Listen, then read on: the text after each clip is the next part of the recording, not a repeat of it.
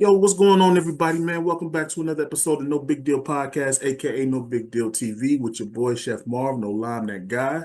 I got my brother, Mr. Woody here, Mr. Brooklyn's finest as well. My guy, what's going on, man? Appreciate you joining me, brother. Appreciate you having me, man. Salute, definitely. Salute, God, salute, man. New York's finest is in the building, y'all. But before we start this show, I want to send my prayers to Miss Wallace. Beautiful heart, beautiful soul, who has passed away February 20th. Um, Great woman. I had a chance to meet her in 2000 when I was 11 years old. She did a lot for our community, Brooklyn kids. Me and Mr. Wood here, I kind of like shedded a tear. I'm not gonna lie to you, Wood. Like when she passed, when I heard about it, I was like, because she was like, I always wanted to meet Biggie as a kid. He was my idol, respecting him. Him and I were big guys. We were big, So he was one of my idols growing up, but meeting her was the closest thing to meeting him. Right. And the community centers that she built, she kept kids like us out of trouble. Miss Mm. Wallace, I love you, salute you. Thank you for your life. You will be forever missed, but you forever know. So I just wanted to say that. Uh, Anything you want to say, my brother? Yeah, I wanna definitely give uh my prayers to the family and everybody, to our community, everybody that loved and adored not only Biggie but her moms for what she has contributed to the community, to helping our young black youth after going through what she was going through. It's a hard thing that she went through, but she toughed it out as all our beautiful black queens do. And for her to go back into the community and build with her and, helping such brothers like that. I never got a chance to meet her, but my heart always go out to her because I know what she intended for her son and Yes, those sir. around in our community. You know what I'm saying? She was a beautiful woman, not knowing her personally, but just from hearing the stories about her, I know she's that queen that's embedded in our Yes, community. indeed. Definitely praise out. Mhm. Her legacy will go on, just like Biggie legacy going on. His mom's legacy will go on. The children, her grandchildren. We're gonna still salute and push. I mean, push this Brooklyn thing forward, man. That's what as hey, how we say it, spread love the Brooklyn way. Spread love to Brooklyn way. Sir. So Woody, you my guy. So Appreciate I you. want you to tell your testimony on here. Floor is yours, brother. All right, I was born in Brooklyn, Mhm. Kings County Hospital. From my mother from she was actually born in New York as well. My grandfather migrated from South Carolina, bought some houses up here in Brooklyn and also in Jersey, opened up businesses and everything. Big family. Grew up, like I said, I grew up in Bushwick community, which is right street from you. You know what I mean? Not that far. Right across the street from you. Either way I can go to Brownsville to the stop. We And right there all the way. so yeah, so grew up a teen. Mom's passed, pops passed when I was early on. I Yeah. mean, 10 and 11. Grandfather passed when I was like 10 also. All my idols and everything. My mentors and everything and family passed away. I dealt with that at a young age.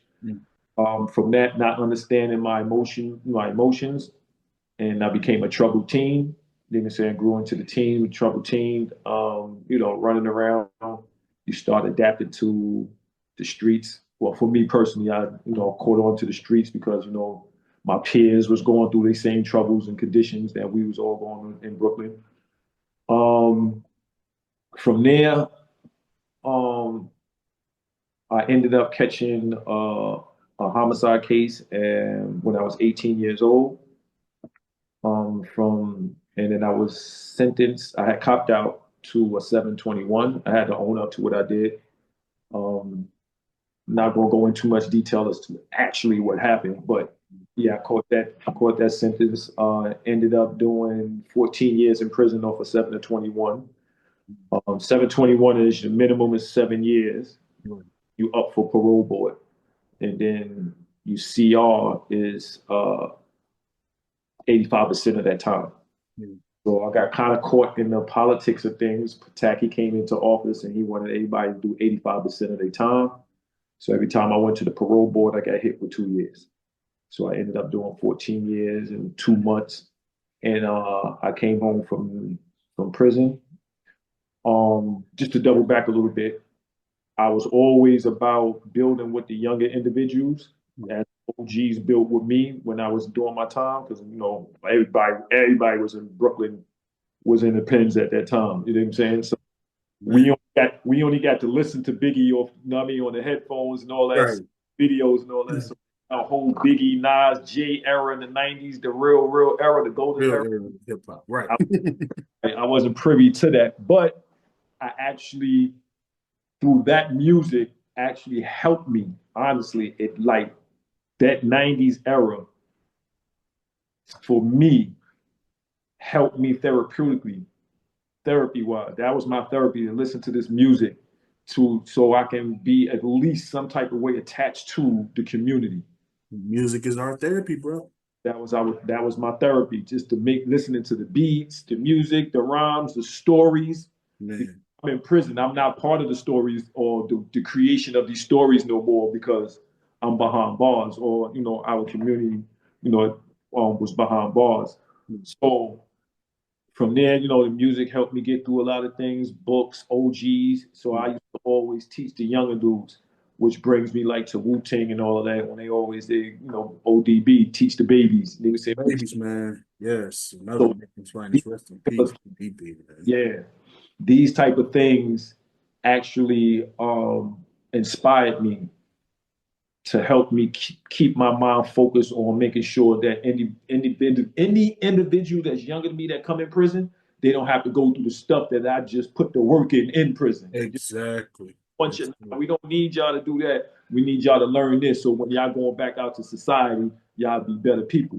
You know what I'm saying? So that's what the OGs that I grew up under. Mhm. Um, I'm also part of the 5% Nation. You know what I'm saying? Nation of Gods and Earth. I've been that since 1989 before I went in. Mhm. Last time I went in, we was listening to Brand Nubian and Color Me Bad. That was the last song. You know what I'm saying? So music, Music, man. you know what I'm saying? That's what stuck with me. Right. You know, Chuck D and the informative stuff. So I'm always attached to that, getting good information, especially when it comes down to our people and our culture. Um, So that right there, like I said, that there helped me keep me on somewhat of a track with making sure that I build with the youth. So the old timers that never coming home from prison yeah. actually got to live vicariously through me because I was going home. I had light at the end of my tunnel, meaning that I wasn't going to be there for the rest of my life. So these individuals will always build with me and tell me, yo, when you go out there, make sure you probably prepare yourself to deal with what's out there because it's unknown to us. And one thing you don't want to do is not be prepared for the unknown. So I always learn from that. Sit down. I play chess all day with the old timers, just talking to them, building with them, getting stories and information from them on how they got into prison and what their life was, like growing up in the '60s and the '70s. You know what I'm saying? And how they had to deal with the fact that they're never going home again. You know? And that's the feel. You know what I'm saying? So when you sit with these individuals and you build with these individuals internally, it disturbs you, not to a bad thing, but it lets you know that you have to change the way that you think in order to change the way that you live. You know what I'm saying? If you gonna keep coming in here, because we was, young teens, we still wilding, my manhood became in prison. You know what I'm saying? We running around, we doing whatever it is to survive Right. prison. And when I say surviving, it's not, you don't live in prison. You only can survive, meaning that you have all these things that you got to deal with while you're in prison to overcome in order to have a safe bid for that matter. You know what I'm saying? So you got to go through different ethnic groups, different races. You got to deal with the overseers, the prison guards, all of that. Um, and these old timers taught me how to deal with those things because they already had 15 to 20 years in already. You know what I'm saying? I'm just coming in fresh. They already got it, but they Right. seen they will always pull me to the side. And I think through being in a 5% nation made it easier for them to come and approach me and build with me and tell me things. You know what I'm saying? Because a lot of my other friends, they didn't build because they were just too wild. You know, so they will always build with me. And when they build with me, then I go with my bros and I build with them. So I was like the how you say it, layons between that two group, the OGs that, you know, and the ones that's wilding, because it's always a gap that's there for the old timers. And, but they was always build with me and I would build with my bros. And then they would teach me more so, which a lot of people don't understand in the community, of what individuals go through internally when they're in prison. The heartbreak, the sadness, the depression, the stresses. You know what I'm saying? Right. A children that they had when they was in the community grow up in pictures and visits. You know what I'm saying? A lot of people don't understand that type of pain that individuals deal with. You know what I'm saying? And then they have to come numb to that. So they would build with me on that, and I would always empathize and sympathize with them and all that. So that kept me emotionally understanding that, if I go this route, man, I would not only disappoint myself and my family, Right. I point these OGs that keep me safe, mentally wise, and help me, emotionally wise, get through this bid. So, I learned all of that. So again, I got a lot of books, to study books and all of that, strategies on, how to deal with all type of mental wars that we go through. You know what I'm saying? Not always the physical wars, though. It's mostly the mental war that you got to go through. And now, I study a lot of books on that. Psychology, I read books on psychology. All of this is self-taught by, I want to call my scholars, which is the OGs in there, my professors. It's the OGs that's in prison. Those were my professors. You know what I'm saying? Like you had professors in Syracuse, I had those professors in that university. So yeah, but they taught me a lot. I built with them, and they, like I said, it gave me a good way. I'm just going to layman's term, just a good way on how to deal with obstacles that I didn't know was going to happen when I got to society. So they always hit me with the proper preparation for performance. You know what I'm saying? So I always prepared myself before I was going into a different mental battle. You know what I'm saying? So, for example, if I'm being shipped from one prison to another prison, my mental war strategies was always count how many Puerto Ricans, count how many Dominicans, count how many Jamaicans, count how many Christians, count how many God bodies, and figure out all these different types of people characteristics and antics and what are they going through, because you have to bear mind to that. You know what I'm saying? Because everybody's going through what they're going through. You know what I'm saying? And then where do I go to fit myself in and be able to stand on my square as a young man or man, dealing with the survival arena. Right. So that helped me when I came home from prison, helped me deal with this whole new world. Nigga saying like this, now I'm a man. I'm not a boy or a teenager. Right. And responsibilities on, your responsibility to take care of yourself, responsibilities of being accountable, nigga saying, seeking jobs, strengthening your mind and educating your mind on an academic level as far as schooling. These are the type that I had to go through and I had to figure out. And then you got to deal with the community and the conditions of the community on how everything is not where it's supposed to be. You know what I'm saying? So I had to learn that. I dealt with that. And it helped me, that proper preparation helped me keep myself focused and on track. And, just to know what an opportunity is. You know what I'm saying? And then once you get the opportunity and whoever gives you that opportunity, having respect for that person that gives you. Like I always give salutes and praises to my cousin Sways for actually getting me into being a carpenter. I got to give it to him, my cousins and all of them. Cousin, man, shout out to you, brother. Yeah, so from there, since I've been home, 2005, I always been, as my journey of being reintegrated back into society and adapting and trying to figure it out, I was always teaching the youth around me. You know what I'm saying? Because I came home, I went in with a name, I came home with a name. You know what I'm saying? So I had that type of respect. So they would listen to me, they would hear the stories, they know what I went to prison for, but I would always build with them what's real. You know what I'm saying? So I did that along with seeking opportunities, getting into the music industry, you know, with my other bro Preem and dealing with my cousin Apocalypse, that's part of the Wu-Tang Clan. Well, at Mm. affiliation, yeah, it's crazy story with that too. I found out he was my cousin when we was in prison together. It's it's crazy That's because wild. throw rocks. We used to throw rocks in the lot as kids. But Right. he was in Staten Island, I was in Brooklyn. He would come over, but then Hmm. found out that he was my cousin until we was in prison, and we were just having a little conversation. Yo, where you from? And I'm from Bushwick. I'm from Brooklyn. He was like, Yo, my family in from Bushwick. Yeah, and then we get on the phone, call our family. Yeah, that's your cousin. I was like, oh shit, and we ain't seen each other. Yeah, that's how it went down. That's Crazy man. prison, you meet. Yo, I can go on days for these stories, bro. But Right. that kept me focused. I mean, that opened me up to making sure that I teach everybody that's younger than me. You know what I'm saying? Individuals that was coming home from prison that was younger than me, that knew me in prison, I'll link Mm. up with them and try to keep with them and build with them. You know what I'm saying? So from there, you know, like I said, I became a carpenter, and then I opened up a barbershop. Man.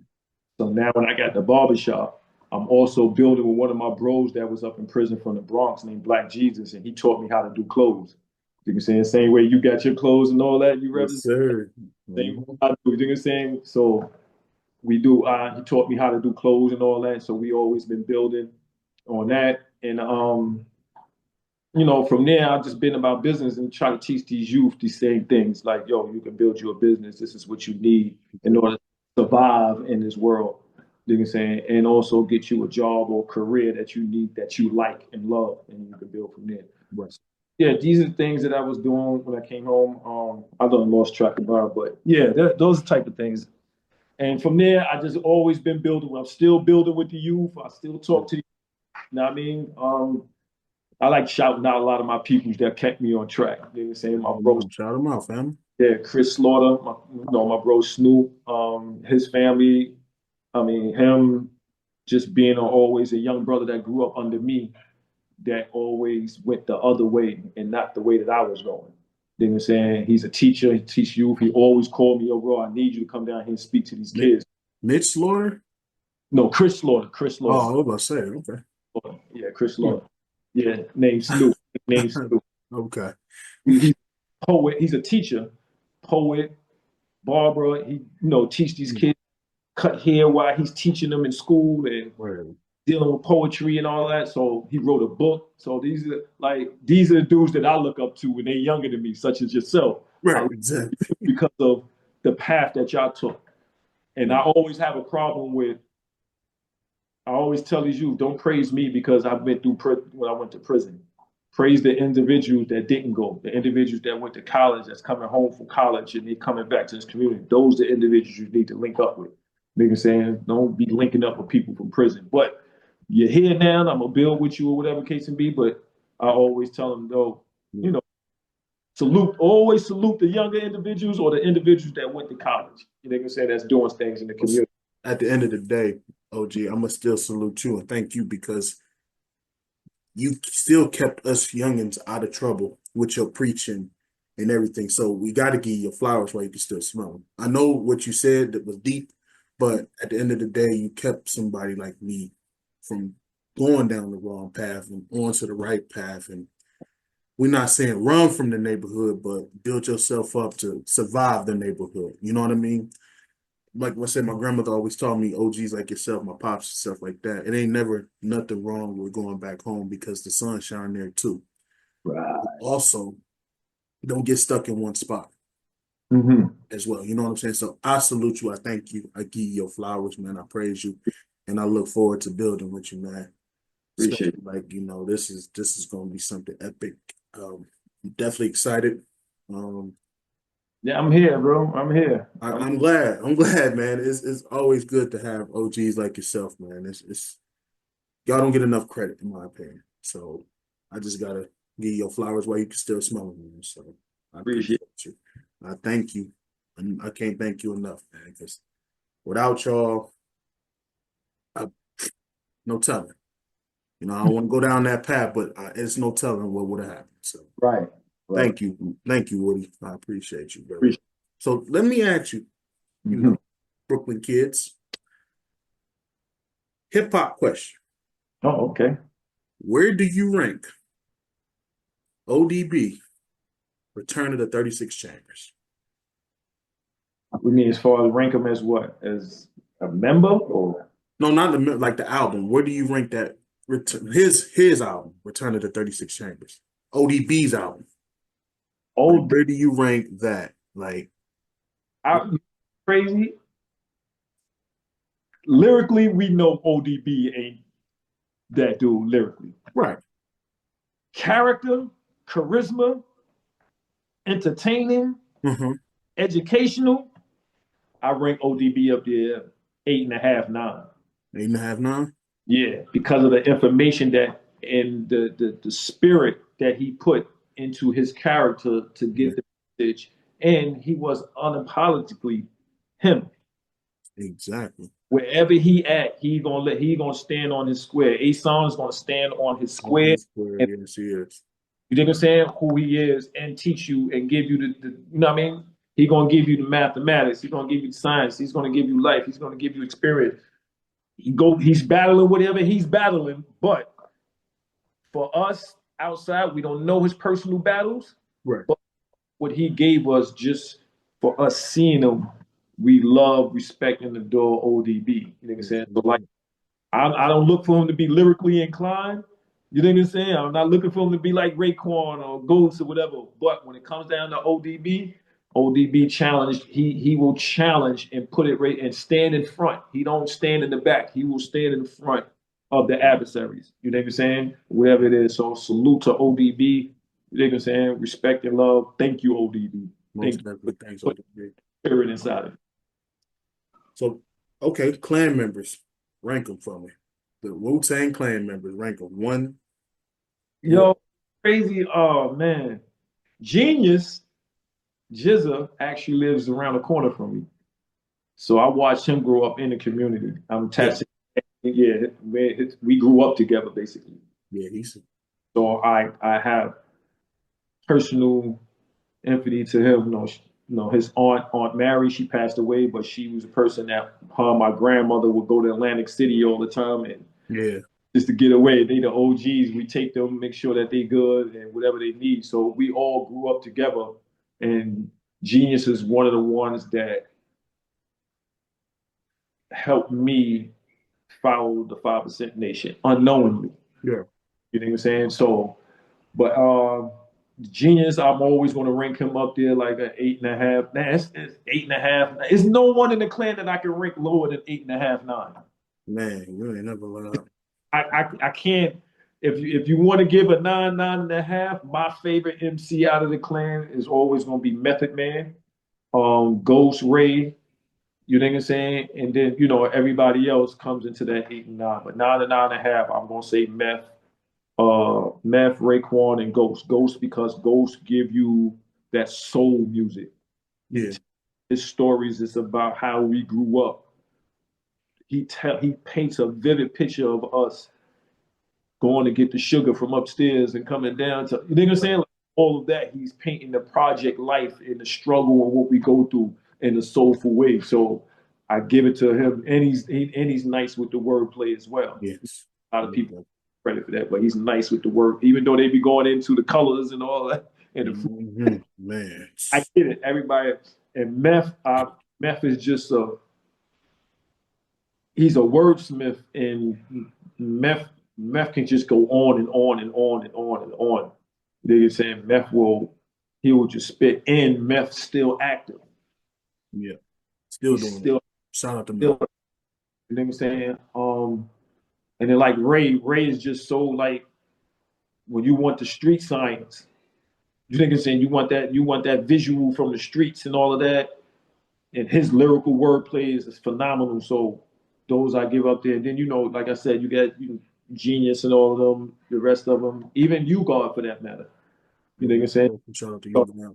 I wish I would have got. I wish the flood didn't happen and we would have got more Inspector Deck. Man, Hip hop would have been totally different. Just Inspector Deck would have got an album out. If he would I have think got, it was some conspiracy behind that, but it's all good. I ain't gonna talk about it though. ooh, I think Deck. It would have been because you see how everybody was attracted to Meth because Meth also had he attracted a lot of the women. You know what I'm saying? Then you had Ghost attracting a lot of the women, plus keeping the fellas attached and tuned in because they were so gritty. You know what I'm saying? So man, it's The reason why I feel like Deck would have changed Deck would have definitely, because you know why? The song from the Tales from the Hood soundtrack. Mhm. You see how he bodied that, right?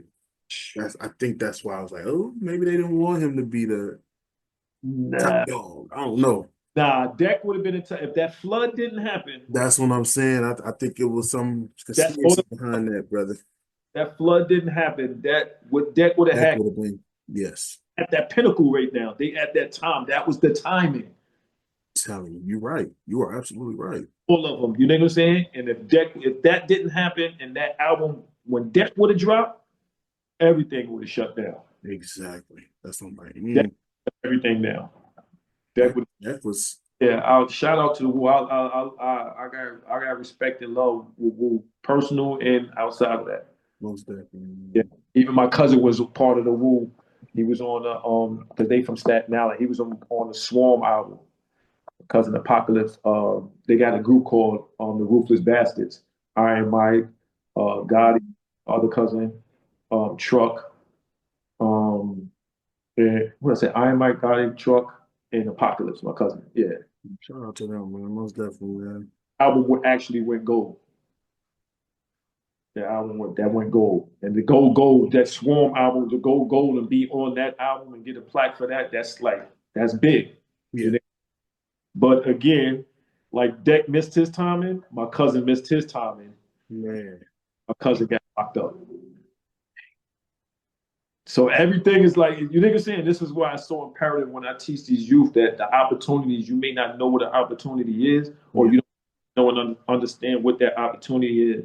And when you get it, you gotta sacrifice everything else to take that opportunity, especially when it's something that your craft or that's a part of you that you love doing. Yeah. You go do it. You gotta do it because if you don't, all of those distractions that thought would change your whole life. It'll change your whole path and course and direction. It's like a pebble. Taking a pebble and you throw it in a pond. And you see the ripples. Yeah. Understand, under those ripples, there are fish that swim around. And when that pebble drops, just that vibration and that ripple changes the course of those fish. Knowledge, yo. You know Knowledge. what I'm saying? So when that information drops, one Mhm. thought in that mind, when it's dropped in that thought drops in your mind, that outside thought, and it's a wrong thought, can cause a ripple effect in that your whole family and your community will be affected by just that one thought. Mm. You know what I'm saying? So what opportunities is try to stay focused, try to stay solid with what you know is right and exact, and you build from there. And then you just go on that course, and you get to where you got to get to. Mm. Shout out to you, brother. That was beautiful, man. But let me ask you something. So what albums kept you? Like, Uh, yeah. Like what inspired you every day, or like what was them albums that like you could just put them and on just like coming out of, like I said, the last album I had when I left out, we was listening to Brand Nubian. Mhm. Bring you on that train of thought type thing. You know what I'm saying? Because Right. God's rapping. You know what I'm saying? And then when I get into prison, like Naughty by Nature, when I was on the island, Naughty by Nature came in that summer, and they was popping. You know what I'm saying? So listening to Naughty by Nature, now I'm getting my mind is opening to different flows. Exactly. You know what I'm saying? Because I didn't in New York we didn't hear that type of flow coming like what Tretch was spitting. You know what I'm saying? We had Jay-Z and we had what's the name, Hawaiian Sophie Yeah. and Oh, but when I got in, I actually got to see the different flow and the style and everything that Naughty by Nature was doing. When I got up north, let me see. Oh man, the Chronic, And now you see I'm spreading out. Right. Got you. Got you.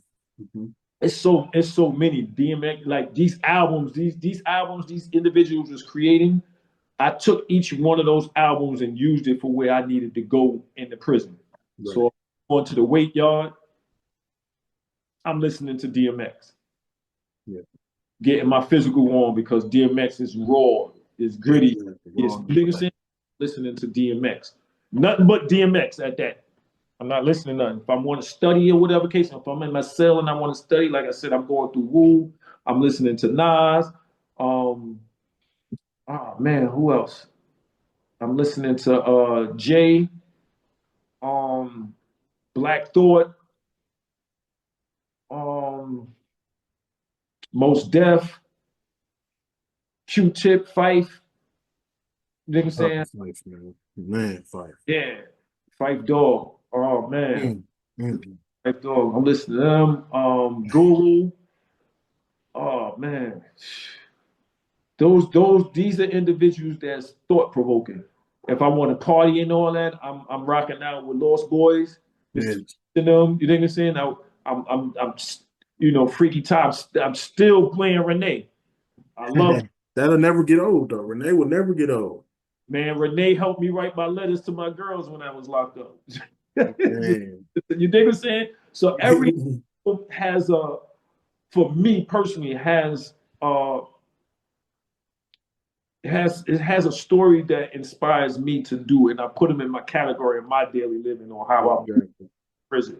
So those individuals, oh man, it's so many, man. Yeah, it is so many, bro. Many. It's crazy when you think when you ask the question. It's so many you can't even think of it. It's supposed to pop up, but it's like you a kid in the candy store. It's like it can never go wrong with an answer. Go wrong. Yeah, Biggie. I'm listening to Biggie, Tupac. Look how I just missed the prominent ones. You know what I'm saying? Like Biggie, right. Tupac, I'm listening to them. You know, when I want to get cultural or I want to get on a warrior type shit, I'm listening to Pop. You know what I'm saying? Yeah. Get flashy and fly. You know, I'm going on a visit or whatever case may be. I'm popping in Biggie so I can get fly. You know what I mean? Classy. You know what I mean? I went from ashy to classy. There you go. I mean, we get my felt, you know, smell goods on, shower up. You know what I mean? We get jizzed up glasses. Get I got my sneakers on, kicks. Boom! I'm going on a visit. I'm gonna look at. Got my chain on in prison and all that. So. You know what I'm saying? So I'm, you know, I'm ashy classy. You know I'm locked up. You ain't gonna know I'm locked up. You know what I'm saying? So, bro. You know, it's just certain music that keeps you moving the way that you move, or you want to move, or the certain agendas you got going on. You know what I'm saying? Yeah, man. To that, anytime if I'm going to war with the police in there, the correctional officer, I'm beefing with them. I'm listening to Tupac. You know what I'm saying? And it's not that I'm listening to Tupac to be fighting with the police, but to be intellectually to let them know where I stand at as a man, like trapped in this fucking prison. You know what I'm saying? You're not going to insult me intelligently and try to make me bow down. No, I'm not. I don't give a fuck about you. You know what I'm saying? Nah, we're not even dealing with that. You know what I'm saying? So I got a lot of respect for correctional officers because I didn't disrespect them, but that I didn't allow them to disrespect me. Exactly, bro.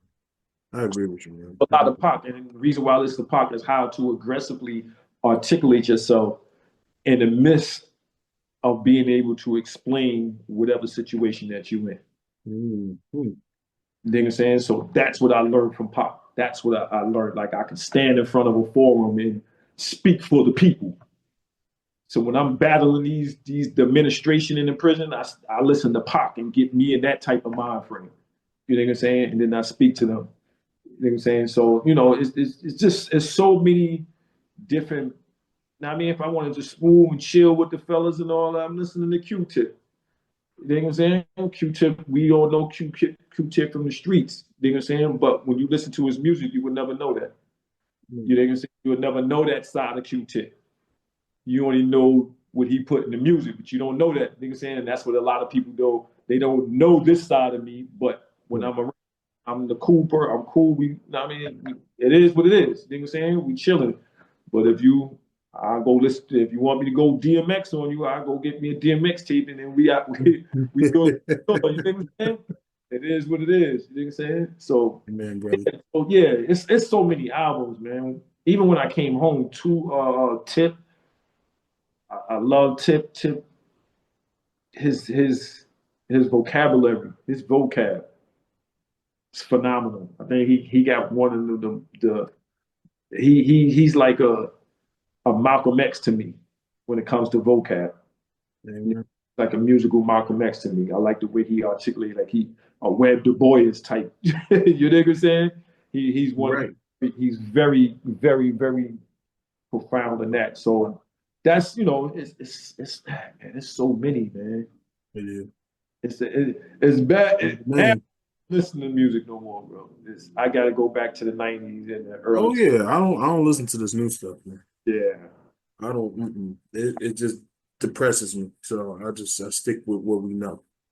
yeah. It's Like if it's not home base, then it's like turn on some '90s or yeah, early 2000s or something like that. right. We gotta be in. It has to talk to me. It just can't be like mumbling and saying something like blah, blah, blah. I don't get this mumble stuff. But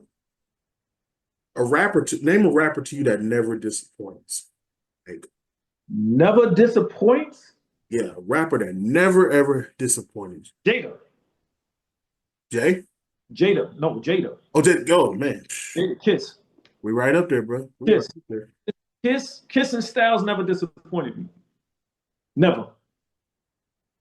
Never. Not one verse, not one album, no. Yeah, I can agree. I can agree with you on that. Jay disappointed me a few times. You said Jay's? Jay disappointed me when he got too personal with him and Nas disappointed me. When Nas said the dick sucking lips, No, man. disappointed me on that. You know what I'm saying? And then Jay said when I nutted on the baby seat. Bruh, It disappointed me on that because even they disappointed their moms too. they did, bro. They did. They disappointed me. Other than that, I don't. I would say when it comes down, Styles and Kiss never, Styles, Jada, they never disappointed. never. I could throw Sheik out, and it's crazy. I'm a Sheik fan. I like Sheik better than Out of the Locks, but Styles and Sheik was born where we was at. Sheik originally from Brooklyn. Yeah. Yeah, Sheik originally from Brooklyn. People don't know that. Yeah, Styles is from Brooklyn. His pops is from Brooklyn. Oh, Styles from Brooklyn too? Yeah, Styles, yeah. Styles. Yeah, I knew Sheik was too. Sheik from Brooklyn. Okay. Yeah, I know Styles pops is from Brooklyn, and he was going back and forth from Brooklyn to up there. Okay. Yeah, I didn't know that. Yeah. And it's a hot take too. Looking back, like on Nas's album, Life is Good, it's kind of clear that Jay-Z kind of copied Nas on that 44 album. You know what's crazy? Yeah. I have a perspective on that, right? Uh-huh. With Jay. Jay is good with incorporating other people's styles Mm-hmm. and techniques into his music. Yeah. Into what he does. He's very good. And that's what all individuals do. You know what I'm saying? They all emulate somebody, or they like, because if you look at it, I don't know if you know that Jay kind of stole, I don't want to say steal, but we're going to call it what it is. Jay kind of stole Camp Lo and them shit. He also took Big L. Of course. You think he's good with Jay watches his surroundings and he pay attention to his competition all the time. And he'll peep what people are attracted to you about. And he will steal some of that. He will steal some. 50 did it too. Part so 50 did it too. Like, yeah, it's getting dark in here. No, I feel yeah, it's getting dark. So like with 50 took LL. A lot of people don't understand, like taking the shirt off and all that. Right. And the sex symbol, the workout dude and all that. When he took LL. You know what I'm saying? Everybody takes from everybody in that era. You had to. Exactly. But in the same token, you still have to be able to create your identity out of those individuals. Right. You know what I'm saying? So I have a perspective on it. I can't say if it's an actual fact that they do it, but that's what I see. I don't want to say that people steal from each other, but we all know that people take little things from this person and that person to formulate. Like some people they can't write songs. They can put us. You saying they can put their verses together, but it's just some people that can actually teach you how to make it and turn it into a song. So you would have to still no say it like this or move like this, or you seeing your other peers and say like, yo, you gotta say it like this. You know what I'm saying? Like you can't tell me that Nas is not the protege or the prototype from Rakim. G like Big Daddy Kane. You know what I'm saying? Like these Missy Elliott, like MC Light. Man. You know what I'm saying? Like you can pun Cool G Rap. You know what I'm saying? Right, bro. Individuals and say that yo, I could tell he sounds like you know what I'm saying? He sounds or he gets some of that. Even EPMD for that matter. Like, Yeah, they all definitely. they sounded like Rakim. You know what I'm saying? And it wasn't that they sounded like Rakim, it's just that you listen to these people so much. If you just listening to that guy so much, and that's who you're going to sound like him in some type of way. You're going to hear it. Oh shit, he said that like so and so, or he said that like so and so. Now we can say it's stealing, we can say it's biting, like we say back in the days, or you can say that it's respect due to an individual that gave me something that I like. That artist, because you're not going to tell me that Jay-Z don't respect and like Nas, regardless of Exactly. personal shit. You're not gonna tell me that those two don't respect each other and love each other for them being the top dogs and competitor in making music. Same thing with DMX. Same thing with The Wu. Same thing with Biggie. You still got that respect and love for them because those are your peers. Your competition, but those are your peers. Your peers. Those are your peers. Same in basketball. I don't like you when we on the court. Mm-hmm. I have to love you because you're doing the same thing that I'm doing, and you're my peer in that. Nigga saying so that's my perspective on being some unit.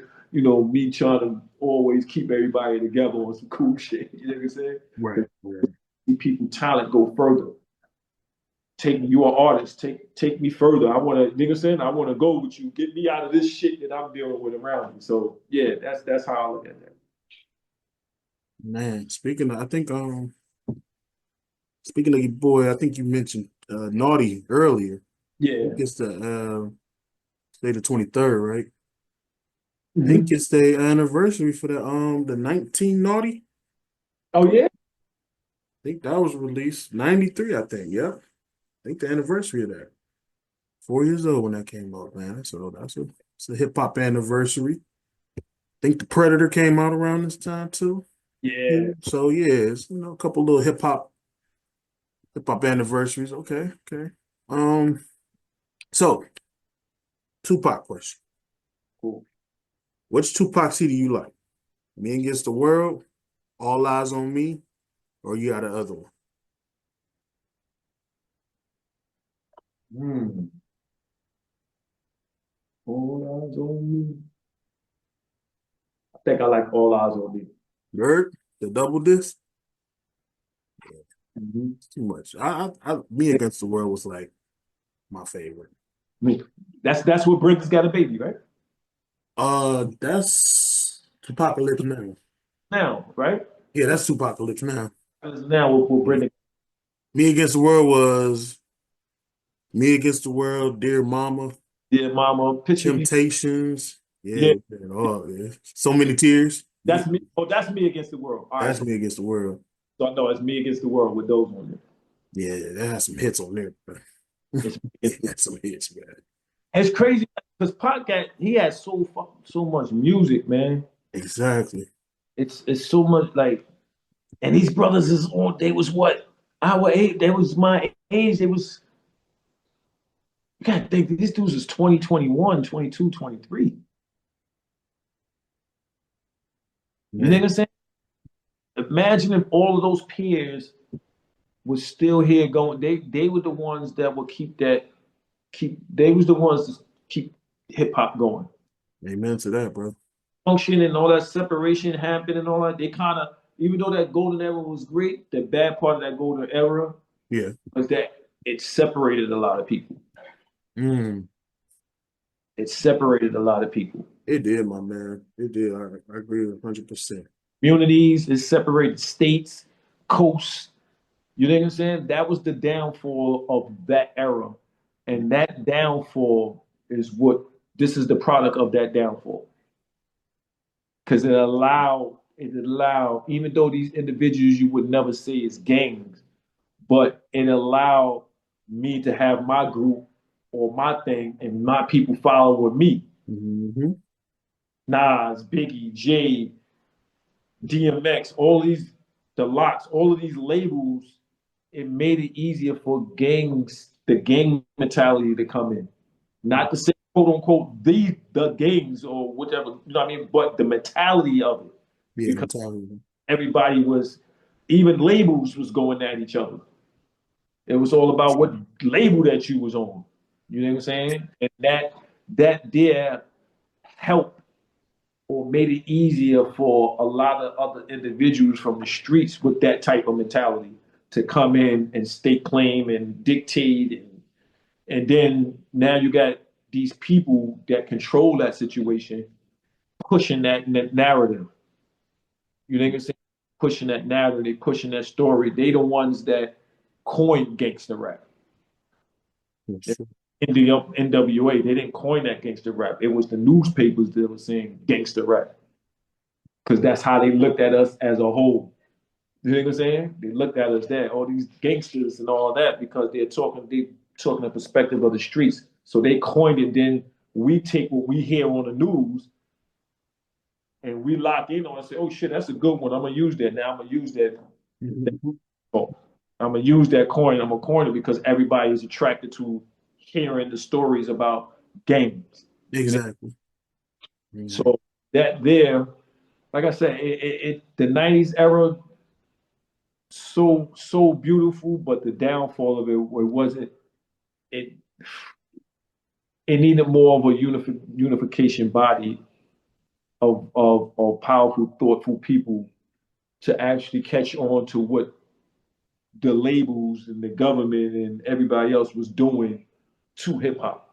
Exactly, man. That's You know what I'm saying? Because you would hear that you would hear that conversation with the poor righteous teachers. What's his name? Wise in them, and I forgot the god name, but he speaks on that as well about the government and the CIA and how they got caught up in all this stuff. Yeah. that use it because now hip hop, the school system was a pipeline to prison, and hip hop was also another way to keep the minds in order to send them to, you can say, because everybody was honestly was getting educated through the music. Which I think is very interesting. When I was 13, back in 2002, I was listening to like I didn't know what to call him. He was just preaching. And he was saying before like all this Easy E stuff came out Mm-hmm. that the FBI killed Easy. He Mm-hmm. think the FBI had something to do with that. He didn't think it was Jerry. He didn't think it was any type. He just think it was really them. And that's kind of crazy that you said all that stuff too. It's like, yeah, I It's a lot, man. Let me tell you something, man. When you have the power of influence, mm-hmm. They're gonna take you out. you know what I'm saying? If Yeah, they want you, they're gonna test you. They're gonna want you to be a part of their agenda and their system where they can control you. yeah, And as soon as you show the difference, or you show that you are or a person that they can't control, they will silence you. And we know that. We see it all day. Sam Cooke. They did it to Sam Cooke. They did it to Michael Jackson. They did it to Prince. You know what I'm saying? They did it, they did it to Pac. I don't want to say too much on Biggie, but they did it to Pac. I think the streets more so did. You know what I'm saying? They did yeah. it to, I think they helped push the narrative of the gangster or East Coast, West Coast thing. Yeah. Pac. And then whatever the chips fall is where they fall. If he they get rid of them, we got rid of them. Right. And then you gotta know and understand that these people that own these record labels, from my perspective, not saying it's factual, from my perspective, they got a lot of ties with the CIA and the FBI. Exactly. You think I'm saying? These record labels, because there's no way that these record labels can allow you to push so much negativity and then they don't get no repercussions behind their actions. You never see a record label get sued or pulled into court for promoting and pushing violence. Man, yeah. You think I'm saying? I can't. No, You got you're right.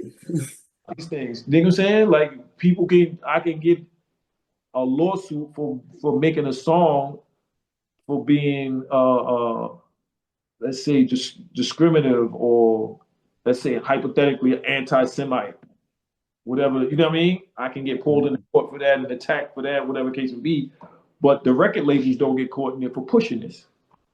That's all they doing is pushing violence. They pushing drug use. They pushing disrespect to the black woman. They pushing disrespect to the black man. You think pushing it to the point where if I come out with something positive, everybody look at me like I'm a stranger. They like, I'm the oddball. You're right, bro. You know what I'm saying? So yes, speak that truth, bro. these labels, and I know they're attached to the prison system and all of that. They have that type. It's easy for them to sit there and do that because they have control over it. When you have control over certain things, you can dictate and produce the narrative or how you want things to be perceived to the masses. You got control over it because I own my own studio. I own my music. I own the music. So we're going to only push this. We only going to accept gangster rappers, so to speak, on this label. The hardest MC. Nah, you can't. I don't want to hear that. That's too positive. Fuck you, too positive. There's no such thing as too positive. You know what I'm saying? So, yes, sir. Man, yeah. speak. So let me ask you, there's two different questions. Which artist is your favorite storytelling artist, and which song was your favorite storytelling song? If that makes any sense. It's easy. Slick Rick. Slick Rick, storytelling artist? Slick Rick, #1 storytelling artist of all time. Slick Rick Great Adventures is the best storytold album. Not song, album. Wow. That's yeah. And I'll go to back for that all day. You had Dana Dane. At that time, Dane and Slick was the best ones with telling the stories, but for the album itself, Slick Rick Great Adventures, there's no song that you're skipping on that album. Yeah, my favorite was the most I feared was like one of my favorite tracks on that album, man. He tells a story. He great. Come on, man. It's no go through that whole album. Just go back and listen to that album. It's a whole story. That's a book. That's what I say. Yeah, book. It's book with chapter after chapter after chapter. That kid, if they was the writer, if they was to make a movie, you could make one out of that. But amen. After that, I'm going to go with G-Rap. I'm going to go with Ghost. I'm going to go with Ice Cube. And the reason why I agree with Ice Cube, he made me really understood because Ice Cube could tell stories and he do movies. Man. Writing movies. Yeah, you're right. So I got like him and only because he was able to go outside of rap with the storytelling and all that. Yeah. I up there with Slick Rick. But if we just doing what hip hop in the albums, I'm always gonna go with Slick Rick. Who else? Biggie. Biggie's a great storyteller.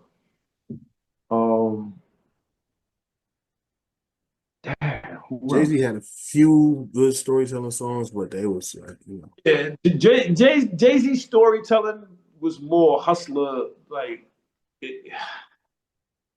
he could tell a story. I know if Jay was to really tell a story, he could sit down and tell a story, but he always give you the hustler's anthem to shit. Pretty much.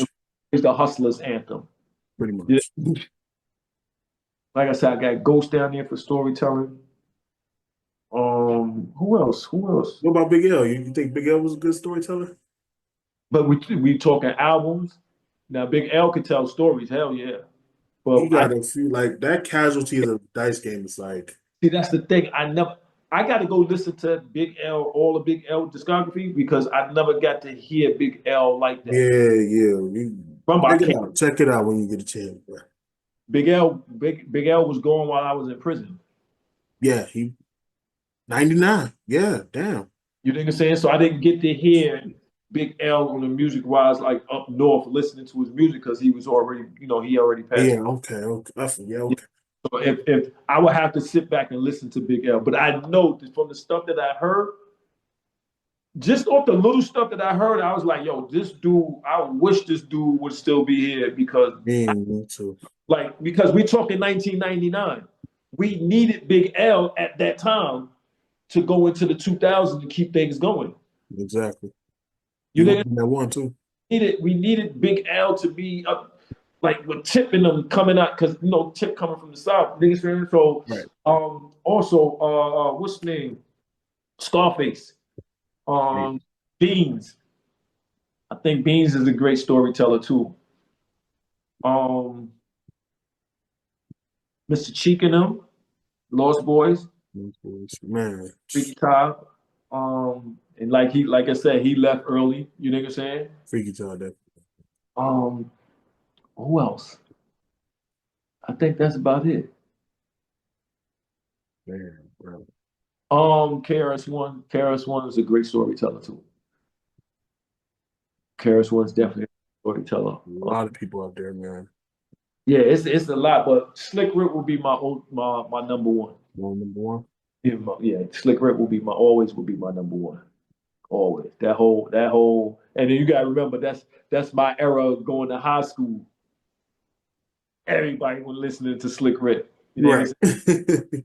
Well, everywhere. That's my high school days. You know what I'm saying? We wearing chains like everybody wanted to get the chains like the big medallions and all that like all for Right. Slick Rick. You know what I'm saying? So yeah, Slick Rick is going on because he has I got him when I was a teenager. I was home for him. So I got that. You know what I'm saying? So yeah, Slick Rick will always be my number one. Salute. So I got two Tupac songs for you. Mm-hmm. Which one talked to you the most? Dear I Mama. Ain't Mad at You versus I Wonder If Heaven Got a Ghetto. I ain't mad at you. Word? Man. I ain't mad. I would have to go with I Wonder If Heaven Got a Ghetto. That song talked to me. I wasn't worried about getting to heaven, but I was worried about understanding my peers, Right. what they wanted to be, and me saying, "Hey, I gotta allow them to be who they are," and I ain't. That's what you want to be. I'm part of the 5% nation. You want to be Muslim? Right. Mad at you? You want to be you want to run around in gangs? I ain't mad at you. I'm not mad at you. I may not agree to what you think, but I'm not going to be mad at you because you're my brother and I get what was going on. But here's this information. Yo, maybe you're my way I can communicate with you and you can communicate with the youth. Because if I can give you this information, you can transmit it to your peoples that's following behind you. So where they not just aimlessly running around following something that they just doing just because they need protection or they doing just because they want to be down. You think so? I'm not mad at you. You a hustler in the street. I ain't mad at you. But I'm gonna give you this information and let you know that you got to stop doing that because it's doing a disservice to our community. So sooner or later you're gonna have to stop. It's true. You know what I'm saying? I ain't mad at you. I can't be mad at us surviving. Everybody's trying to survive under the conditions that we are, especially coming up in the 80s. Remember, we had to deal with the crack era. We had to deal with the dope era. We had to deal with AIDS. We had to deal with the whole homosexuality thing that was going on. Like they had to, like all of these things, we had to deal with that. So I can't be mad. like the poverty that we was dealing with, the community, how it was a house, lot, house, corner store, around the corner, crack spot, up the block, dope spot, weed spot, all of these things are conditioned, liquor stores. You know what I'm saying? All of these are products of the environment that help keep the environment down and made everybody feel like they had to survive this. Like we had to walk down the block going to school and seeing crack vials and needles. Yeah. You know what I'm saying? I dig, bro. Go through in the 70s and 80s. Y'all really ain't get to see it. Y'all got some of it in the 90s, but it was. But we didn't see it like y'all did, though. Y'all didn't see it like we didn't see it like you guys did, though. You ain't see going into the park and you got a crackhead over there running out of somebody's house with the TV. Yeah, we didn't see all that. That's linked over in the corner over there. You got the drug dealer that's hustling right there. You got the stick-up kid over there. You know what I'm saying? Right. You got crack vials. You got bloody needles all on the floor. And we had to see this going to school. Exactly. Yeah. It's going walking to school. Right. You know what I'm saying? Everywhere we at, this is what we see. This is, you know what I'm saying? That's what we had to go through when we was young. Exactly. You know what I'm saying? So I understand my conditions. I understand the conditions we was all in. And I'm not mad at you if you made a choice and how you made that choice to survive. I'm not mad at you. You know what I'm saying? I don't agree with it. Just like I didn't agree with the things that I did when I was young, out there hustling and, you know what I mean, selling the drugs and all of that. I didn't agree to it, but it is what it is. You know what I'm saying? This is what we had to do to survive. Young kids, like 12, 13, 14 years old, running around with guns, assault weapons. Man. Think about that. That's true, bro. Think of being 14 years old with a Mac 11, a Mac 10 in your hand. With the thought of thinking that you have to have this to survive because your neighbor or your homeboy or somebody that's 3 blocks away with you don't like you because I blocked your shot in basketball practice. Exactly. You know what I'm saying? That's the stuff we had to worry about. We go to school with 38s, 4.5, everything that was all about in those 80s and 90s was getting the best gun. Think about that mentality. And it's not that this is something that our parents taught us. This is not something that our parents didn't say, yo, take these school books and along in this book bag and hold on and go in the closet and come out and put the Mac 10 inside the book bag and say, yo, go to school, make sure that, you know, nobody don't fuck with you. Our parents didn't do that. Who did that? Who put that in our community to do that? Who put the liquor store? Everywhere you went was a liquor store. This is something society put. Yeah. You know what I'm saying? So I ain't mad at you for not knowing or having the information to overcome that. See, I didn't see it when I was young. I had to go to school with a 9mm, a 380. I didn't go to I got shot in a house party. From there, I was like, oh, nobody ain't fighting with their hands no more. You couldn't catch me without a gun. Mm-hmm. You know what I'm saying? Oh, my friend just died. They just shot my friend and he died. And we talking about teenage years, not adult years. We talking about teenage. Oh no, I don't know. We not moving like that. I'm not mad at you because I understand what we came from. Right. I may not understand it with these younger individuals, but I get it because they dealing with social media anxiety and stresses and traumas or whatever, because they constantly seeing these things on TV. This rapper passed away, or this R&B artist passed away. You know what I'm saying? Right. Whatever, people getting sexually assaulted, you seeing it. Exactly. So, and then you starting to listen to the music and you start to hear the nature and violations that, you know what I'm saying? Like Fifth DeVoe, what's that? Backstage, underage adolescents. How you doing? Fine. She was wild style. She like, and I'm listening to this, singing this, in high school. But now I look back and I'm listening to the song. I'm like, oh, Crazy. Yeah, that's how it adult is, man. something to underage. Yeah, it's talking about really doing something to these underage kids. You dig it? So Man. Mm-mm. I get it because that music, like we always want to relate to or revert back to the music because even the movies, all of this, everybody wanted to be Scarface. Right. Everybody wanted to be Tony Montana. Everybody wanted to be Gotti. Mm-hmm. That's why you see a lot of rappers named Gotti, Gotti this and Gotti. Man. Even Wu-Tang, the Wu Gambinos. And they dealt with firsthand with the mob. What they was exactly. They was going through it. You understand? So I ain't mad at you. When Tupac said that, I said, yo, I can't be mad at him because I'm not mad at myself.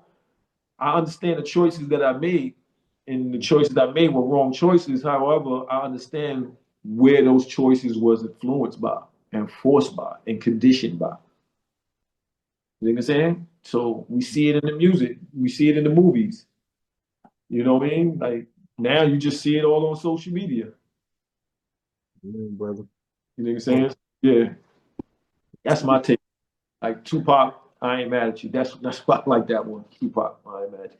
That doesn't mean what's the name ain't up there, but Yeah, that that, you broke it down perfectly, man. I that appreciate that. attachment to I ain't mad at you. I wasn't even trying to think about going to heaven and all that stuff. I don't care as heaven's got a ghetto. When it's over for me, it's over. I ain't whatever happens. If it does, it'll happen. But right now, I favor more to that one. I ain't mad at you. I'm gonna ask you one more question before we get out of here. Chill.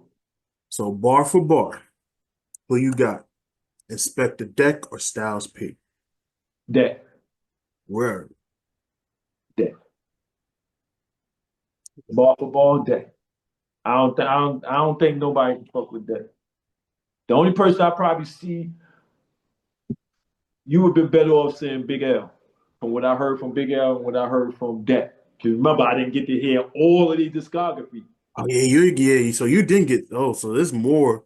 Well, Yeah, you probably would have said Big L over Deck then. So you got to listen to all of Big L's music then. I listen to all Big, but from what I heard from Big L, those two right there, I would have loved to see their music. Man, I would album from those two. I know Big L from just like I said from this just a little bit of songs that I heard, and like I'm like, yo, this dude is yes, whoa. sir. He he had everything: style, charisma, wordplay, metaphors, like straight lyricist, MC. Like he's not a rapper. These are individuals that I don't consider a rapper because it's the difference between a rapper and an MC. That's true. That is very true, man. You know what I'm saying? So those when you get into MC status, you a straight artist. There's no rap artist, no R&B artist. It's you're an artist. Prince style, the artist formerly known as Prince, artist. Right. And MC begets the artist. You just anything you put down, you know, it's an art to what you're doing. Rapper, we all can rap. That's true, my brother. We've been rapping since we've been saying ABCs and Dr. Seuss and reciting those things. So it ain't hard to get a flow and just keep rapping and keep going. But to be an artist, to have metaphors, innuendos, uh, double and triple entendres, to do that, that's artist status. You can't. That's not a rapper. That's not a rapper. That's an artist. So yeah, that's what I get right there. Yeah. Woody, my brother, God, I love you. Much love. Much Thank you love. so much for joining my platform. And not gonna lie, man, I look forward to having you on the next show, man. We got to do this again. We got to do this again, man. Bro, I'm here whenever you need me. Just reach out. We set it up. Off to the races, bro. Yes, sir. This has been a good hip hop testimony. So I love it, man. Appreciate you, man. I'm gonna put his TikTok in the description, y'all. Go follow him, show him some love, and he will be also creating his podcast as well. So when that drops, it'll definitely be in link, and we're gonna be working together. So we appreciate y'all for joining the show. We appreciate y'all for liking, commenting, subscribing, keep sharing, keep all of it. So peace to y'all. Much love, Wood. Much love, my man. So Much we'll love. holler at y'all and peace out, man. Much love. Peace out.